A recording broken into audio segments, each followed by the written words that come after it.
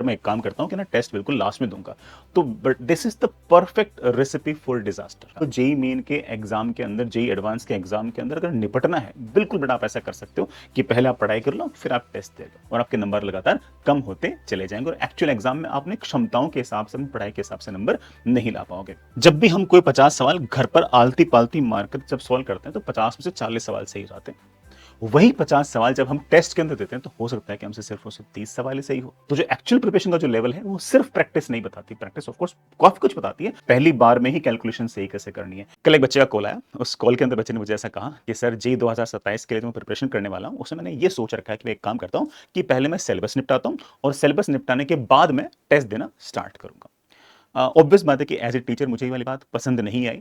मैंने उस बच्चे को कन्विंस करने की कोशिश की कि आप लगातार रेगुलरली टेस्ट जरूर दें और टेस्ट शुरुआत से ही दें। जब आप टेस्ट देते हैं तो आपको एग्जैक्टली आइडिया लगता है कि मेरे में क्या कमियां हैं, और अगर आप शुरुआत से अगर टेस्ट देते हो तो आपके पास एग्जैक्टली समय होता है उन कमियों को दूर करने का। अगर लेट्स से कि आपने दिसंबर में अगर टेस्ट देना स्टार्ट किया और मान लो आपको पता लग भी गया कि मेरे में ये वाली कमी है, तो उसको कमी को दूर करने के लिए आपके पास उस टाइम पर समय नहीं बचता। तो लगातार रेगुलरली टेस्ट साथ साथ देना बहुत ज्यादा इंपॉर्टेंट है। ऑल्दो मैं उस बच्चे को बहुत ज्यादा इंपल्सिवली ये वाली बात बोल नहीं पाया, बट फिर भी मैंने अपनी तरफ से सेटल करने की कोशिश की कि बेटा आपकी प्लानिंग थोड़ी सी गड़बड़ है, आपको टेस्ट लगातार रेगुलरली देने ही पड़ेंगे। बट मैंने सोचा कि ये वाला सवाल तो हो सकता है कि बहुत सारे बच्चों के मन में हो कि सर मैं एक काम करता हूँ कि ना टेस्ट बिल्कुल लास्ट में दूंगा। तो but this is the perfect recipe for disaster. अगर आपको जेई मेन के एग्जाम के अंदर, जेई एडवांस के एग्जाम के अंदर अगर निपटना है, बिल्कुल बेटा आप ऐसा कर सकते हो कि पहले आप पढ़ाई कर लो, फिर आप टेस्ट दे लो, है ना। रोटी खाते वक्त भी, खाना खाते वक्त भी आप ऐसे करते होंगे कि पहले पहले रोटी खा लेते होंगे और बाद में आप सब्जी खा लेते होंगे, आप ऐसे करते होंगे ना, ऑब्वियस बात है। तो this is not the right way. अगर आपको सीखना है तो ऑब्वियस बात है कि सीखने में थ्योरी कंप्लीट करना, उसके सवाल लगाना, उसका रिवीजन करना और टेस्ट देना, ये सारे के सारे उस सीखने के पार्ट हैं। आप इन पार्टों को तोड़ नहीं सकते। जैसे आप पार्ट्स को तोड़ोगे वैसे आपकी अंडरस्टैंडिंग खराब होगी, वैसे बड़ा आपके जो टेस्ट स्किल्स जो होंगी वो खराब होंगी और आपके नंबर लगातार कम होते चले जाएंगे और एक्चुअल एग्जाम में आपने क्षमताओं के हिसाब से, पढ़ाई के हिसाब से नंबर नहीं ला पाओगे। Just to make my case, मैंने बड़ा कुछ पॉइंट्स लिखे हैं। मैं ये सारे सारे पॉइंट्स एक तरीके से मैं आपको कन्विंस कर रहा हूं कि आप लगातार टेस्ट दीजिए और टेस्ट से आप किस किस तरह की चीजें इन्फिर कर सकते हैं, किस किस तरह की आप सीख सकते हैं जो आपको एक्चुअल प्रिपरेशन में हेल्प करेगी और आपके एक्चुअल के अंदर मार्क्स इंक्रीज करेगी, मैं डिस्कस करना चाहता हूं। आपकी जो एक्चुअल प्रिपरेशन का जो लेवल है वो सिर्फ और सिर्फ टेस्ट ही बताएंगे। जब भी हम कोई 50 सवाल घर पर आलती पालती मारकर जब सॉल्व करते हैं तो 50 में से 40 सवाल सही जाते हैं। वही 50 सवाल जब हम टेस्ट के अंदर देते हैं तो हो सकता है कि हमसे सिर्फ और सिर्फ 30 सवाल ही सही हो। तो एक्चुअल प्रिपरेशन किसने बताई? टेस्ट ने बताई कि 50 में से 30 ही सही हो रहे हैं। जो बाकी जो तुम 10 एक्स्ट्रा सवाल कर रहे हो ना, वो तुम सिर्फ इसलिए कर पा रहे हो क्योंकि आपने जिस उस क्वेश्चन को जितना समय मिलना चाहिए ना उससे ज्यादा दिया है, या फिर आपने पीछे आंसर चेक किया और आंसर चेक करने के बाद आपने देखा कि नहीं इसका आंसर तो बी नहीं है, सी दे रखा है। तो फिर आपने सवाल को वापस से पढ़ा और देखा कि अरे यार मैंने तो सवाल के पढ़ने में गलती कर दी थी या फिर कॉन्सेप्ट को अप्लाई करने में गलती थी। फिर आप उसको रीट्राई करते हो और तब जाके आपका आंसर सही आता है। तो जो एक्चुअल प्रिपरेशन का जो लेवल है वो सिर्फ प्रैक्टिस नहीं बताती, प्रैक्टिस ऑफ कोर्स काफी कुछ बताती है, लेकिन एक्चुअल प्रिपरेशन को जो एकदम प्लेन मिरर की तरह एग्जैक्टली चीज अगर को बताती है तो आपके मॉक टेस्ट ही बताते हैं और कोई नहीं बताता। सेकंड पॉइंट, बड़ा मॉक टेस्ट जो है वो हमें ट्रेन करता है कि किस तरह से स्पीडली क्वेश्चंस करने हैं, एक्यूरेसी को कैसे बेटर करना है, पहली बार में ही कैलकुलेशन सही कैसे करनी है। पहली बार में ही कैलकुलेशन सही होती है तभी तो स्पीड और एक्यूरेसी हमारी अच्छी होती है। घर में जब हम सवाल करते हैं तो कई बार हम केयरलेस लेथार्जिक तरीके से सॉल्व करते हैं कि अगर सॉल्व करते करते अगर मान लो कि कुछ गड़बड़ हो भी गई 2 बार सॉल्व कर लेंगे, लेकिन एक्चुअल एग्जाम के अंदर में पहली बार में ही कैलकुलेशन सही करनी होती है और उस कारण से हमारी स्पीड और एक्यूरेसी दोनों ही बेटर होती चली जाती है। ऑफ कोर्स बेटा घर पर और है ना मॉक टेस्ट दिन में इतना अंतर पड़ता है कि मॉक टेस्ट के अंदर ऑब्वियस बात है कि हमारा फोकस थोड़ा सा ज्यादा रहता है, हमारी कंसंट्रेशन थोड़ी सी बेटर रहती है। अगेन बेटा मॉक टेस्ट हमारे जो डिसीजन मेकिंग स्किल्स है उसको बेटर करता है कि कौन सा सवाल करना है और कौन सा सवाल छोड़ना है। ये टीचर समझाते समझाते थक जाते हैं, मर जाते हैं, लेकिन बच्चा नहीं सीखता। बच्चा सीखता है टेस्ट दे के कि कौन सा सवाल पहले करना है, कौन सा बाद में करना और किसको करना ही नहीं है। ये डिसीजन मेकिंग सिर्फ और सिर्फ टेस्ट ही सिखा सकता है और कोई नहीं सिखा सकता।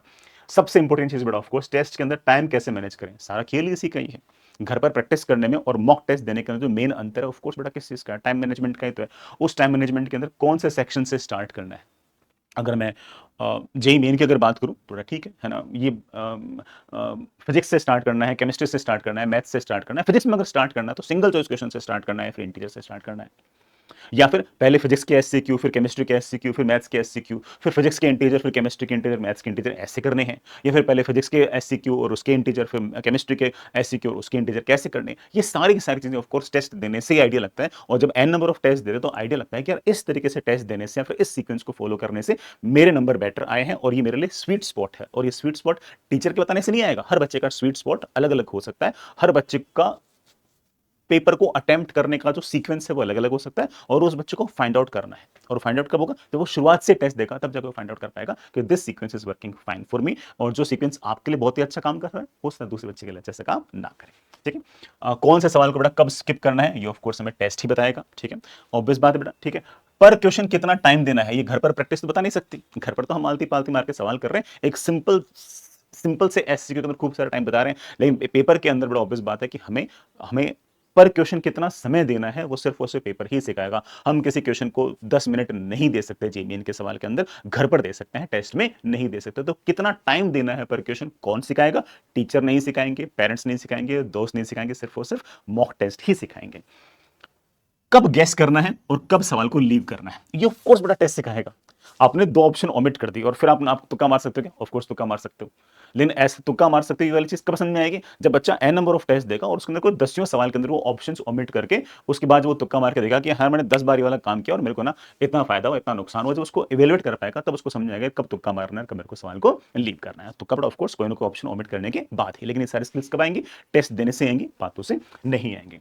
जब भी हम टेस्ट देते हैं तो ऑफ कोर्स बड़ा पता लगता है कि हमारे बहुत सारे टॉपिक्स जो है ना वो वीक है। सो ऑफ कोर्स टेस्ट जो है ना वो वीक टॉपिक्स को एक्सपोज करता है कि यार पूरा ऑलरेडी बढ़िया से आता है, लेकिन जैसे एंगुलर मोमेंटम आता है ना मेरे से नहीं हो पाता। और जैसे मैं ये पता लगता है कि यार ये वाला मेरा वीक टॉपिक है, ऑफ कोर्स मैं रेमेडियल स्टेप उठा सकता हूं कि मुझे अब एंगुलर मोमेंटम कंजर्वेशन के ऊपर थोड़ा सा समय बिताना पड़ेगा, मुझे एंगुलर मोमेंटम लिखते कैसे हैं इस पर भी टाइम स्पेंड करना पड़ेगा, और एंगुलर मोमेंटम कंजर्व कैसे करते हैं इस पर मुझे टाइम स्पेंड करना पड़ेगा। यही वाला बच्चा अगर मान लो कि लास्ट के 1 महीने में जाकर अगर उसे पता लग भी गया कि यार ये वाला मेरा वीक टॉपिक है, तो ऑफ कोर्स उसके पास उस टाइम पर समय नहीं होगा उसको बेटर करने के लिए। आज उसके पास ऑफ कोर्स समय है, वो ऑप्टिमाइज कर सकता है। उसे लग सकता है कि यार मैं तो इलेक्ट्रोस्टैटिक्स के, ग्रेविटेशन के, करंट रिलेटेड से सारे सारे सवाल सही कर रहा हूं। इट मींस दैट कि इन चैप्टर्स के अंदर मुझे कम समय देना है रिवीजन के अंदर, और मुझे लगता है कि इसमें तो आरबीटी एसएचएम के सवाल मेरे से कम बन पा रहे हैं टेस्ट के अंदर, इसका मतलब मुझे इन चैप्टर्स में ज्यादा समय देना है। तो कम समय किसको देना है, ज्यादा समय किसको देना है अगले 5-6 महीने के अंदर, ये भी इस बात पर डिपेंड करता है कि हम टेस्ट के अंदर कैसी परफॉर्मेंस किन किन चैप्टर के सवाल की कर रहे हैं। Perfectly fine. आखिर में ऑफ कोर्स इसका रूल ही नहीं है, मतलब रोल ही नहीं है अभी इसका रोल था ना, पेपर लास्ट में अगर दे तो क्या पता लग जाएगा। आज अगर आपने मान लो पेपर दिया तो आपको एग्जैक्टली पता लग जाएगा हम कहां खड़े। ठीक है, नेक्स्ट इज बेटा एनालिसिस पेपर करना बहुत ज्यादा इंपॉर्टेंट है, बल्कि मैं बहुत ही क्लियरली बोल रहा हूं कि analysis is more important than score. अगर आप एनालिसिस कर रहे हो तो ही टेस्ट दे, अगर आप एनालिसिस नहीं कर रहे हो कोई मतलब ही नहीं है। अगर किसी बच्चे के 180 नंबर आ रहे हैं और वो एनालिसिस नहीं कर रहा, और किसी दूसरे बच्चे के 140 नंबर आ रहे हैं लेकिन वो प्रॉपर एनालिसिस कर रहा है, मैं साफ साफ बोल रहा हूं कि ये जो बच्चा है जिसके 140 नंबर आ रहे हैं और वो एनालिसिस कर रहा है, वो इस 180 नंबर आ रहा है और एनालिसिस नहीं कर रहा है, इसके मुकाबले बेटर परफॉर्म करेगा एक्चुअल जेईई के एग्जाम के अंदर। उसके फाइनल मार्क्स, उसकी फाइनल परसेंटाइल, उसकी फाइनल रैंक इस बच्चे से काफी बेटर होने वाली है। एनालिसिस के अंदर हमेशा ये ढूंढे कि मेरा सवाल गलत क्यों हुआ, सिर्फ ऐसा नहीं कि पेपर देके छोड़ दिया, गलत क्यों हुआ, मुझसे वाला सवाल छूटा क्यों, क्या गलती हुई, क्या मुझे कॉन्सेप्ट नहीं आता, क्या मुझे एंगुलर मोमेंटम कंजर्व करना नहीं आता, कंजर्व के एक्सेस की बात करते हैं ये नहीं आता है ना, क्या मुझसे कोई कैलकुलेशन मिस्टेक हुई है, क्या मेरे से कोई लिंग्विस्टिक मिस्टेक हुई है, मतलब सवाल को पढ़ने में गलती हुई है ना, इनकरेक्ट को करेक्ट पढ़ लिया, या फिर बड़ा मान लो कि कैन और मस्ट के अंदर दिक्कत आ गई, जो भी है ना, वो क्या इस तरह की गलती है, क्या टाइम के प्रेशर की वजह से मेरे से कोई गलती हुई है, या फिर कोई ना कोई मेरे से केयरलेसनेस हुई है, जो भी गलती हुई हो उसको राइट डाउन जरूर करें। और जब भी आप राइट डाउन करोगे तो आपको धीरे धीरे सबकॉन्शियस माइंड के अंदर फिट होना स्टार्ट हो जाएगा कि ये मिस्टेक्स मैं ज्यादा कमिट करता हूं और अगली बार मुझे वाली मिस्टेक्स लगातार कम करते रहनी है। ऑफ कोर्स जब भी बच्चा टेस्ट देगा, जेई मेन का टेस्ट 3 घंटे का देगा या फिर जेई एडवांस का पेपर अगर 6 घंटे का देगा, तो उसका स्टेमिना इंप्रूव होगा। और दोनों स्टेमिना, चाहे बड़ा ऑफ कोर्स फिजिकल स्टेमिना हो चाहे मेंटल स्टेमिना हो, लगातार 3 घंटे तक कैलकुलेशंस करने का स्टेमिना उसको डेवलप होगा। आप में से बहुत सारे बच्चे ऐसे होंगे जो 2 घंटे, पहले 2 घंटे बहुत ही बड़े नंबर लाते होंगे है ना, और लास्ट के 1 घंटे में उनका दिमाग काम नहीं कर रहा, तो ऑब्वियस बात है कि उनका स्टेमिना सिर्फ और सिर्फ 2 घंटे काम करने का ही है। लेकिन जब आप टेस्ट दोगे तो आपका बड़ा जो स्टेमिना है वो लगातार 3 घंटे काम करने का हो जाएगा। और अगर एडवांस के पेपर अगर दोगे तो एक दिन के अंदर 6 घंटे भी आपका दिमाग बड़े आराम से, दिमाग और बॉडी दोनों ही ट्रेन हो जाएंगे कि किस तरह से 6 घंटे का एग्जाम देना है। तो आई स्ट्रांगली सजेस्ट यू कि आप लगातार पेपर जरूर दें, पेपर से लगातार आप सीखते चले जाएं। जो भी बेटा कंपटीशन वाले बच्चे हैं उनके लिए जेई मेट्स की टेस्ट सीरीज जो है बेटा 9 अगस्त से स्टार्ट होगी। कंपटीशन वाले बच्चों को ये वाले टेस्ट सीरीज बाय करने की आवश्यकता नहीं है। जो हमारे यूट्यूब वाले बच्चे हैं वो बेटा अगर कहीं पर अगर उनके पास कोई टेस्ट नहीं है तो उन लोगों के लिए बेटा हमने जेई मेट्स की टेस्ट सीरीज हमने स्टार्ट की है। हमने लास्ट ईयर इसको स्टार्ट किया था, ये इसका दूसरा साल है। ये सिर्फ और सिर्फ जेई मेन स्पेसिफिक है। इसका प्लान मैं भी थोड़ी देर में शेयर करता हूं। इसमें रफली बेटा 50-56 के आसपास इसमें आपके पास टेस्ट रहेंगे। सारे के सारे टेस्ट मैंने, आलोक सर ने, एनएस सर ने और एमटी सर ने मिलकर बनाए हैं। हमने सारे के सारे टेस्ट हमने एरर फ्री रखने की पूरी कोशिश की है। हर सवाल के पीछे हमने थोड़ दिया है कि इसको रखना है नहीं रखना है, रखना है तो इसके पीछे क्या रीजन है। हमने बिल्कुल एकदम बढ़िया तरीके से जिस तरह से जेई आजकल सवाल पूछता है उसको ध्यान में रखते हुए सारे सारे पेपर बनाए हैं। किसी पेपर के अंदर फिजिक्स टफ कर दी और केमिस्ट्री और मैथ्स आसान कर दी, किसी में हमने मैथ्स टफ करते हुए फिजिक्स और केमिस्ट्री आसान कर दी, जो एक्चुअल ट्रेंड भी रहता है। हमने काफी हद तक बहुत सारे परम्यूटेशन कॉम्बिनेशन इसके अंदर ट्राई किए हैं, ठीक है। और जो एक्चुअल जेई है उसके आसपास हमने रखने की बहुत ज्यादा कोशिश इसके अंदर की है। रफली बेटा इसमें 50 के आसपास टेस्ट होंगे। पहले 15 टेस्ट जो होंगे वो बेटा पार्ट टेस्ट होंगे और उसके बाद बेटा 35 आपके पास फुल सिलेबस टेस्ट होंगे, जिसमें से 20 टेस्ट जो होंगे वो जेई मेन 1 से पहले होंगे और 15 टेस्ट जो होंगे वो जेई मेन 1 और जेई मेन 2 के बीच में होंगे। 6 बेटा स्पेशल टेस्ट किए थे लास्ट ईयर। इस साल स्पेशल टेस्ट कितने होंगे वो बच्चों की परफॉर्मेंस पर डिपेंड करता है। इस स्पेशल टेस्ट में हमने क्या किया कि लास्ट ईयर हमने देखा कि बच्चे मोस्टली क्या गलती कर रहे हैं। तो बहुत सारे बच्चे जो थे ना वो जैसे ग्राफ वाले सवाल में गलती कर रहे थे, असर्शन रीजनिंग वाले सवाल में गलती कर रहे थे, या फिर मैच दो कलम जो एससी में कन्वर्ट होता है ना उसमें गलती कर रहे थे। तुमने जानबूझ के कुछ पेपर ऐसे लिए जिसमें सिर्फ असर्शन रीजनिंग ही थी, जिसमें सिर्फ मैच दो कलम ही थे या सिर्फ ग्राफ ही थे, ठीक है। हमने इस तरह के टेस्ट भी लिए। इस साल भी ये जो 6 स्पेशल टेस्ट होंगे ये 6 ही होंगे, कंपलसरी नहीं है। ये डिपेंड करता है कि इस 50 टेस्टों बच्चों की परफॉर्मेंस कैसी रहती है। हमने लेट से पाया कि यार मैच दो कलम बच्चे बड़े सही कर रहे हैं तो मैच दो कलम वाला टेस्ट नहीं लेंगे। असर्श रीजनिंग में बच्चे बहुत खराब कर रहे हैं तो असर्श रीजनिंग का टेस्ट ज्यादा ले लेंगे, ठीक है। तो और अगेन बेटा सारे के सारे जो टेस्ट होंगे उसमें सबसे पहला जो टेस्ट होगा वो 9 अगस्त 2026 को होगा। हमने बिल्कुल बेटा नॉमिनल प्राइस के ऊपर पूरे के पूरे ये 50 टेस्ट की टेस्ट सीरीज रखी है। प्राइसिंग बेटा 1499 है, ठीक है। ये सारे के सारे यूट्यूब वाले बच्चों के लिए। कंपटीशन वाले बच्चों के पास बेटा ऑफ कोर्स इसका एक्सेस रहेगा। ये बेटा इसका यूआरएल है, ये यूआरएल आपको कमेंट बॉक्स में या फिर आपको बेटा डिस्क्रिप्शन में कहीं ना कहीं मिल भी जाएगा।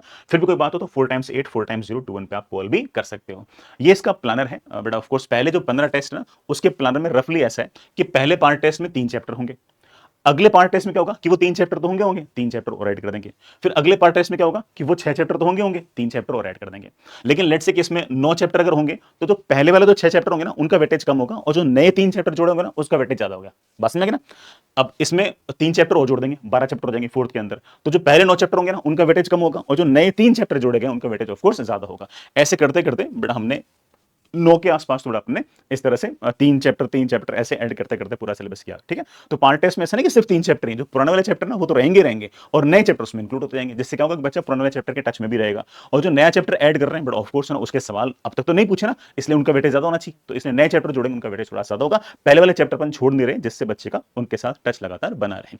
उसके बाद बेटा 11th का हाफ सिलेबस 2 टेस्ट अनशेड्यूल्ड होंगे। फिर 11th का एक फुल सिलेबस का टेस्ट भी होगा।